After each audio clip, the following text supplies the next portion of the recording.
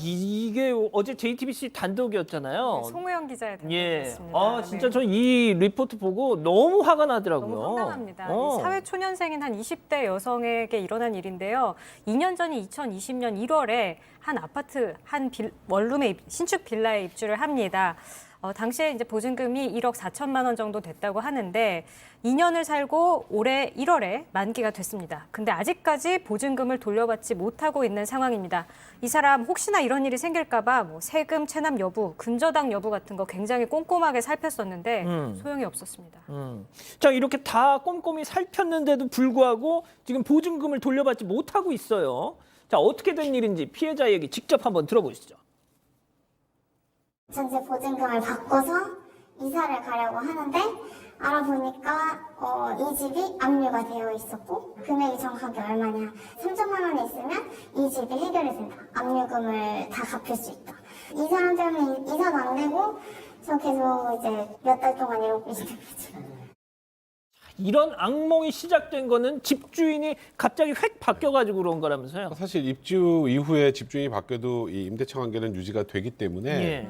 그 과정에서 종합부동산세 같은 각종 세금을 이 집주인이 내지 않아서 집에 이 세금 체납으로 이제 압류가 걸린 상태가 된 겁니다.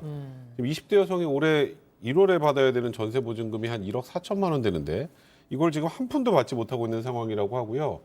그러다 보니까 뭐 이사는 당연히 할 수도 없는 상황인 거고 전세자금 대출 받아서 이 집에 들어가 있는데 그에 대한 지금 이자만 내고 있는 그런 아하. 안타까운 형편이라고 합니다. 자, 그래서 이런 어려운 사정을 얘기했더니 집주인 왈 더 정말 황당한 얘기를 했다는 겁니다. 체크포인트로 짚어보죠. 당신이 세금 낼 돈을 주면 점점점. 황당하네. 양 변호사님, 아니 이게 무슨 배째라보다 더 심한 거 아닙니까 이거? 이건 거의 당하는 입장에서는 절박한 심정을 보면 거의 강요다다시피 느낄 것 같아요. 뭐냐면 전세 보증금 왜 안 주세요 하니까 내가 지금 뭐 압류가 걸린 게 많다. 근데 왜 압류가 걸렸냐니까 집이 많은 사람인데 세금을 해결을 못해서 포기를 하고 있다. 집이 한 80채 된다라는 거예요. 이게 무슨 소리예요 도대체? 이건 자기 사정이잖아요. 자기 그거는. 사정일 뿐더러 받는 입장에서는요. 나는 집이 없어서 지금 전세에 있는데 그 전세 보증금 달려들어가니까 내가 집이 너무 많은데 그거 세금 해결을 못해서 못 돌려준다? 그러면서 그 얘기한 거예요. 전세 금액 1억 4천에 한 3천만 원 더 얹어주면 압류 한번 풀어보겠다. 이게 정말 어이가 없어서 웃는 겁니다. 어이가 없어서. 예. 자, 백 기자. 그런데 지금 지금 빌라가 수십 채 부자인 거잖아요. 근데 왜 그게 못 돌려준다는 거예요? 빌라가 80여 채에 달한다고 합니다. 부자잖아요. 아까 말한 그 피해자가 전세금 반환 소송을 내기 위해서 한 법무법인을 찾았는데 거기서 자기 같은 피해자가 무려 60명 가까이 된다는 걸 알게 됐습니다. 승 의원님, 네. 이게 지금 어떤 상황이에요 도대체? 시청자 여러분께 꼭 말씀을 드리겠습니다. 빌라가 신축이 되면 시가가 없어요. 무슨 말인가 하면 이 빌라가 근처에 있는 빌라들하고 비교해서 이 빌라가 얼마 정도 됐는지를 확인하는데 신축 빌라는 사실 전세금이나 그 빌라를 매매하는 가격이나 사실 거의 비슷합니다. 이게 1억 4천이면 그 1억 4천이 매매 가격인 거예요. 그럼 1억 4천이 내가 갖고 있는 보증금이잖아요. 근데 그 경매를 빡 붙이면 그게 1억 4천보다 분명히 낮은 가격에서 경매가 이루어질 거잖아요. 그럼 내 보증금이 1억 4천인데 경매가 1억밖에 안 됐다. 그러면 내가 받을 수 있는 돈은 1억밖에 안 되는 거죠. 그런데 더 문제는 이 사람이 종합부동산을 안 내고 있다 그러면 좀 이 부분이 좀 어떻게 보면 바뀌어야 되는데 국가 세금이 제1의 그 변제 순위에서 최고 우선순위입니다. 그러니까 그 세금 제하고 나머지 금액에 대해서만 그 우선변제권이 그 전세 보증금에 있기 때문에 여하튼 그 세입자는 자기가 가지고 있던 전세 반환 보증금을 다 받지 못하는 상황이 될 수 있는 거죠. 백 변호사님, 네. 우리가 당장 이런 이 전세 보증금 관련해서 분쟁이 생기면 전세 보증보험 네. 이걸로 일단은 좀 어떻게 되는 거 아니 이런 생각하잖아요. 일단 전세 보증보험에 가입을 한 분은 구제받을 수 있죠. 그렇게 되면 일단은 전세 보증보험을 가입한 사람들은 보증금을 돌려받죠. 예. 그러면 이제 이걸 보증금을 돌려주는 주택도시보증공사는 그거 돌려주고 그럼 난 손해봤네 이러고 가만히 있겠어요? 아니죠. 그럼 당연히 이 주택보증보험에서는 그 집주인한테 부상권을 행사할 수밖에 없습니다. 그럼 부상권 행사하려면 이 사람이 갖고 있는 건 부동산이에요. 예. 그럼 이거 다 경매해야 될 거 경매. 아니에요. 근데 이걸 경매를 해도 예. 지금 회수해야 될 지금 현재 그 주택보증 전세보증보험에 가입해서 보증금을 돌려주는 그 금액이 129억인데 그거에도 미치지 못한다는 거예요.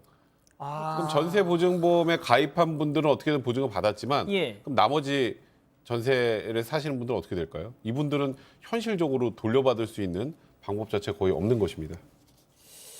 아니 승현이 그럼 소송해서 이거 뭘 하면 되는 거 아니에요 이거? 그러니까 이게 민사소송의 가장 큰 문제가 채무명의라 그러죠. 재산에서 원고, 피고에게 돈 얼마 주세요. 그 판결문이 채무명인데 채무명의가 효과가 있으려면 그 사람이 돈이 있어야 돼요. 뭐 좀 죄송스러운 말씀인데 민사소송에서 흔히 말해서 나 돈 없으니까 알아서 하세요. 나 돈 못 드리겠습니다. 이러면 사실 집행재산이 없으면 안 되는 부분인데 지금 이 상황이 집행재산이 없는 상황이기 때문에 왜 사회초년생인 우리 딸과 같은 그런 사람들이 지방 가서 살고 있는 거를 이렇게 악의적으로 하고 있는지 이 부분에 대해서 굉장히 좀 저는 마음이 아프다라는 말씀을 드리는 것이고 좀 이런 부분에 대해서는 좀 적극적으로 국가기관이 좀 들여다봐야 되는 거 아니냐. 이런 무갭, 그러니까 갭이 없는 투자이거든요. 1억 4천의 빌라 가격이면 1억 4천 전세 보증금 있으면 그냥 내가 그 집을 매매할 때 들어가 있는 1억 4천이 있기 때문에 돈 땡전 한 푼 안 주고 그냥 그 집을 살 수 있는 그런 상황이 되고 있는데 이런 부분에 대해서 좀 국가가 적극적으로 좀 들여다봐야 되지 않을까 그렇게 생각합니다. 양 변호사님, 보통 이게 그 경매 후에 집을 경매하고 나서 채권을 회수한다고 해도, 그러니까 이 소송, 그러니까 이 전세 보증금을 돌려받지 보증보험에 가입을 안 해서 돌려받지 못한 경우에는 뭐 소송을 해서 또 경매 붙이고 근데 그 시간 너무 지난하고 정말 이 사회초년생들이 감당하기에는 하기 어렵죠. 아무리 빨라도 이런 경우에 뭐 길게 잡으면 한 1년 정도가 걸린다고 치면, 근데 문제는 이런 거예요.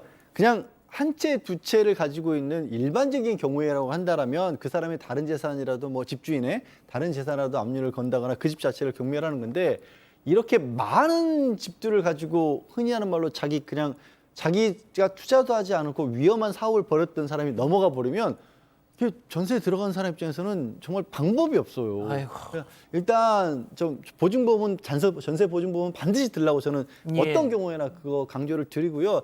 두 번째는 이런 식의 어떤 갑작스럽게 자본 없이 많은 수의 집을 사는 사람들이 발생하는 것 자체도 좀 막을 수 있는 방법을 좀 연구를 해야 될 것 같아요. 이거 흠결이거든요, 어찌 보면. 예, 지금 헬로 트윈스님이 딱 그 말씀하십니다. 나도 이 지금 부동산업을 하고 있지만 도대체 저 때 공인중개사 뭐 하고 있었냐? 저런 집을 소개하고 라고 말이죠. 알겠습니다.